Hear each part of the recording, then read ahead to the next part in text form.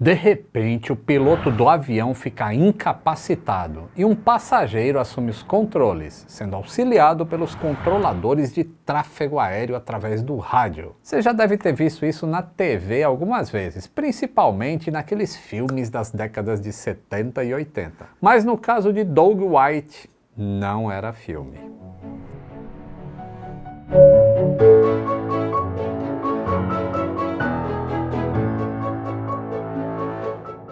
Aqui do lado do Lockheed Constellation, o avião mais bonito já construído na história da aviação. Saudações aeronáuticas, tudo bem com vocês? Tudo bem. O vídeo de hoje fala sobre como se preparar para situações anormais pode te tirar de altas enrascadas. Da mesma maneira, se proteger nas situações do dia a dia é fundamental. E ter desconto também. Além da Tech T-Shirt que vocês já conhecem, a Insider oferece máscaras com ação antiviral e tecnologia de ponta como a Tech T-Shirt. Tem que ver esse tecido aqui, cara. Os testes seguiram a norma internacional ISO 18184 e confirmaram 99,9% de eficácia na desativação de vírus e bactérias. As máscaras atuam diretamente no rompimento da camada de gordura do vírus, e aí ele fica inativado e interrompe a capacidade de infecção e contaminação. Além da proteção antiviral, a máscara da Insider tem diferencial no design, que oferece mais conforto para longos períodos de uso. Vedação lateral e o elástico não é atrás da orelha, mas sim em volta da cabeça. E o melhor de tudo é ter 12% de desconto em toda a loja da Insider. É só usar o cupom LITO12, o link está aí na descrição.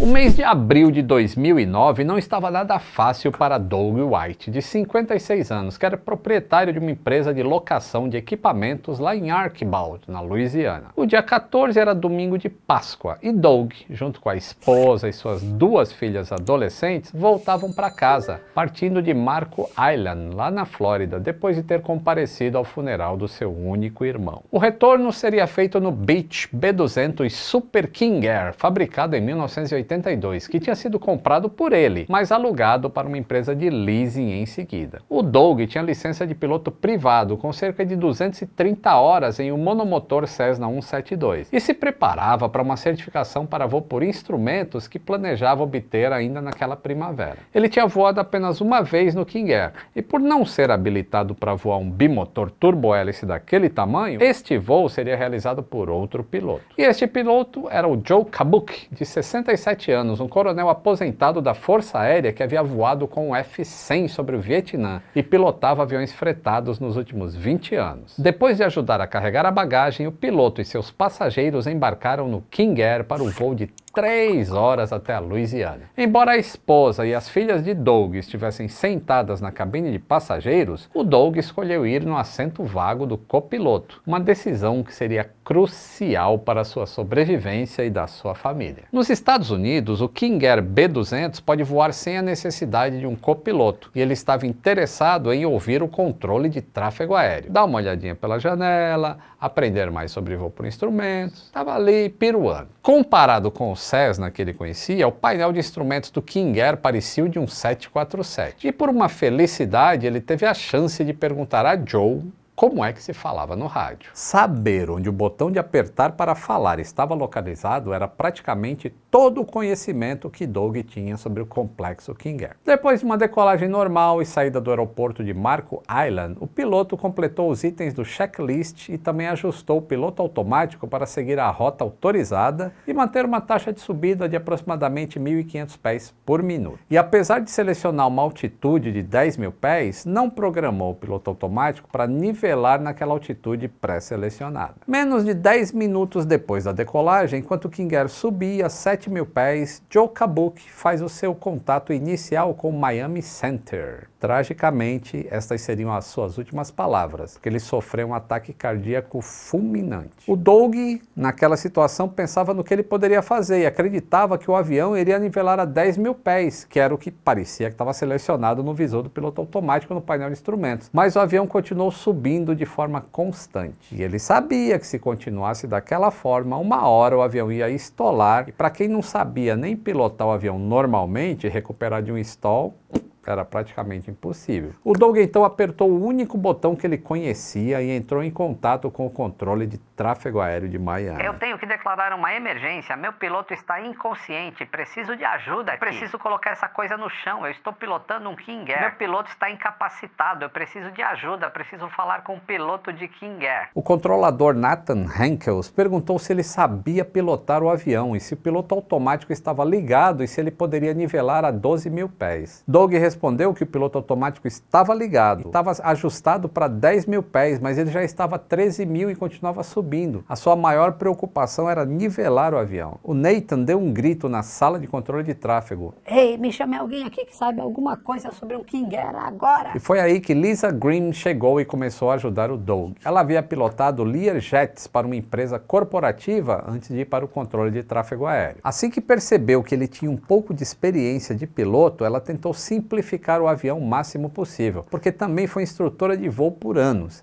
Afinal de contas, era um avião, por mais complicado que fosse, ainda voava pelas mesmas regras básicas. A Lisa perguntou se ele sabia como desligar o piloto automático e o Doug disse que sim, porque ele tinha observado quando o Joe havia ligado. Lisa então instruiu que ele segurasse firme o manche e o desligasse para poder interromper a subida. O Doug sabia que quando desligasse o piloto automático, caberia a ele pilotar o avião altamente complexo do qual ele não sabia praticamente nada. Mas se ele não impedisse o avião de subir, ele também sabia que provavelmente o stall ia derrubar o avião. E entre a queda certa e a tentativa de voo, obviamente ele optou pela segunda, desligando o piloto automático, avisando o controle que estava desligando, e como o avião tinha sido compensado para uma subida de 1.500 pés por minuto, ele apresentava uma forte tendência de levantar o nariz, fazendo com que os controles ficassem bastante pesados para uma descida, principalmente para um piloto acostumado com um pequeno Cessninha. A roda de compensação do estabilizador estava bem do outro lado da cabine e a perna do piloto falecido estava agora encostada nessa roda de compensação. Ele conseguiu enfiar a mão entre a parte externa da perna do Joe e a parte interna da roda de compensação e rolar para frente alguns entalhes, e aí conseguiu algum alívio na pressão do manche. Mais tarde ele descobriu que o King Air tem um botão de ajuste elétrico acionado pelo polegar, mas naquele momento ele não sabia nem onde era isso. A controladora Lisa pediu que ele puxasse um pouco os aceleradores para reduzir a velocidade e empurrasse o manche para diminuir a altitude dos 17 mil pés que ele estava para 11 mil e iniciasse uma leve curva à esquerda. Ela iria guiá-lo até o Southwest Florida International Airport em Fort Myers. O aeroporto lá de Fort Myers, na Flórida, tem uma pista de 3.658 metros de comprimento e oferecia uma boa margem para erros durante um pouso de uma aeronave pequena. Durante o acompanhamento de Doug, uma outra controladora, Jessica Anaya, se incumbia de desviar todo o tráfego aéreo da área, mantendo a trajetória livre para o King Air. No avião, o Doug perguntou para a esposa se ela poderia tentar remover o Joe do assento do piloto, porque ele tinha medo que o Joe pudesse cair sobre os controles e complicasse ainda mais a situação. Só que era impossível remover aquele piloto de quase 100 quilos do assento. E só optaram então por apertar bem os cintos de segurança, aqui nos ombros inclusive, e manter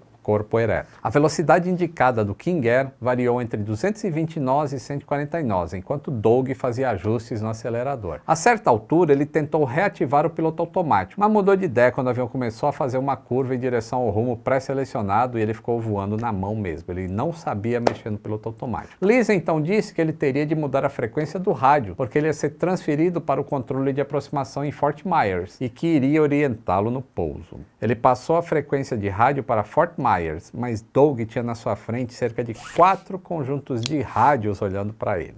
E ele não sabia qual usar. Aquele não era o pequeno rádio Bendix que ele estava acostumado no Cessninha. E ele não queria perder a controladora naquele rádio, porque aquele rádio era a única tábua de salvação dele. Lisa passou instruções para a mudança de frequência e que botão apertar para voltar a falar com ela caso não desse certo. Isso acabou deixando ele mais tranquilo. No controle de Fort Myers, o controlador Brian Norton estava no fim do seu turno e já estava saindo pela porta quando o supervisor chamou e disse que tinha uma aeronave em emergência transferida do Miami Center e que o piloto precisava falar com um controlador com licença de piloto. O Norton não era familiarizado com o King Air e era basicamente piloto de Cessnas e Cherokees, mas era o melhor que eles tinham ali no momento. Um outro controlador de Fort Myers, o Dan Favio, estava no refeitório e ficou sabendo do King King Air com problemas que se aproximava e se lembrou de um amigo, o Kerry Sorensen, que era piloto e instrutor de voo com milhares de horas no King Air 200. Favio pegou seu celular e, por sorte, encontrou Cary, que estava em seu escritório, e pegou seus manuais da aeronave. E Dan se juntou a Brian na orientação ao King Air. Ele diria a Favio como configurar a velocidade no ar, os flaps e o trim, que é o compensador, para se preparar para o pouso. O Favio relataria os detalhes a Norton e Norton passava para Doug. Olha que telefone sem fio. O Doug mudou a frequência no rádio do King Air e, ao chamar Fort Myers, foi prontamente respondido pelo controlador, que pediu para que ele descesse para 5.000 pés e informou que estavam em contato com um piloto certificado na aeronave para auxiliá-lo. O Norton perguntou se ele estava voando com o piloto automático acoplado e recebeu como resposta que ele e as mãos do bom Deus estavam pilotando aquele avião. O Doug estava preocupado com o ajuste de potência e foi instruído a deixar na posição onde estava e pilotar o avião como se fosse um monomotor e continuar descendo para 3.000 pés. O Norton passou a informação sobre o comando do estabilizador por meio do botão localizado no manche e perguntou se ele conseguiria identificar o comando dos flaps e recebeu a resposta afirmativa. A 13 quilômetros de distância do aeroporto, Doug informou que já estava vendo a pista e foi instruído a descer para 2.000 pés, reduzindo a velocidade, e que poderia colocar os flaps na posição de aproximação e baixar os trens quando a velocidade atingisse 160 nós. A aproximação continuou. Com 150 nós, o trem de pouso foi baixado e pouco depois os flaps foram para a posição de aproximação. Com 120 nós de velocidade, ele foi instruído a colocar os flaps em full e não deixar a velocidade cair abaixo de 100 nós. Nesse ponto, ele estava a instantes do pouso e o controle disse que assim que ele tocasse a pista, as manetes de potência deveriam ser puxadas para trás e os freios aplicados utilizando os pedais do leme para manter a aeronave no centro da pista. Mas isso ele sabia porque ele era piloto privado. A poucos metros do solo, Norton disse que a velocidade estava ok e que ele fez um ótimo trabalho e recebeu como resposta: só acaba quando acabar, amigo. Um grande grupo de veículos de emergência se reuniu perto da pista e Doug ficou surpreso com o aglomerado de luzes piscando quando a pista apareceu. O pouso ocorreu sem problemas e enquanto a aeronave andava pela pista, ele ainda perguntou qual taxiway que ele deveria pegar. O Norton e o Favio o entregaram a Cary Meadows, que era o controle de solo, que diz: a pista é toda sua, pegue a taxiway que você se sentir mais confortável. Depois que a aeronave parou, ela foi cercada por policiais, ambulâncias, bombeiros em traje de proteção, só que o Doug não sabia como desligar o avião. Com as instruções de Meadows pelo rádio, ele logo teve as hélices embandeiradas e o suprimento de combustível cortado. A esposa e as filhas que estavam a bordo ficaram abaladas pela provação de quase 1 hora nessas condições, mas saíram ilesas. Os 6 controladores, Anaya, Lisa, Nathan, Favio, Norton e Meadows, ganharam o Arc League Medal of Safety Award da região sul de 2009, bem como o President's Award pela melhor assistência de voo do país. O Doug White mandou fazer suas próprias placas de agradecimento para eles e, junto com Kerry Sorensen, foi convidado para a cerimônia de premiação,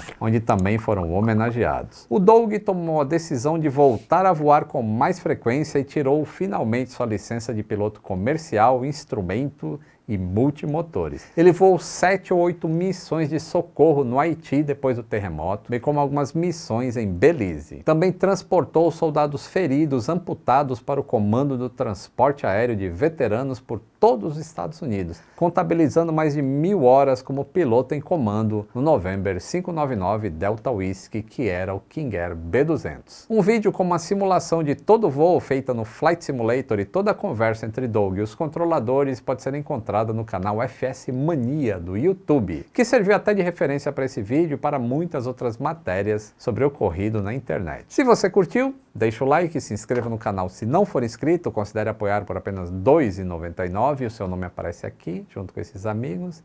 Um grande abraço e até o próximo voo!